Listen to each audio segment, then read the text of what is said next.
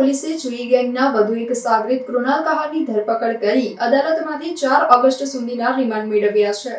વડોદરા શહેરના પૂર્વ વિસ્તારમાં ધાક જમાવવા, જીવલેણ હુમલો કરતી અને મોટા પાયે દારૂનો વેપલો કરતી ચુઈ ગેંગના વધુ એક સાગરીત કૃણાલ કહારની પોલીસે ધરપકડ કરી અદાલતમાંથી 4 ઓગસ્ટ સુધીના 7 દિવસના રિમાન્ડ મેળવ્યા છે। ચુઈ ગેંગનો હજુ એક સાગરીત પોલીસ પકડથી દૂર છે। વડોદરા શહેરના પૂર્વ વિસ્તારમાં ખૂન, હત્યાની કોશિશ, ખંડણી, મારામારી, દારૂની હેરાફેરી જેવા 128 ગુના આચરનાર સૂરજ ઉર્ફે ચુઈ રમણભાઈ કહારે પોતાના મોટાભાઈ કૃણાલ કહાર સાથે મળી ચુઈ ગેંગ બનાવી હતી। આ ચુઈ ગેંગે છેલ્લા 10 વર્ષમાં 128 ગુના આચર્યા હતા, જે પૈકી પોલીસે 64 ગુનાને ધ્યાનમાં લઈ તપાસ હાથ ધરતા આ ગેંગના કુલ 7 સાગરીતો સંગઠિત થઈ ગુનાખોરી આચરતા હતા।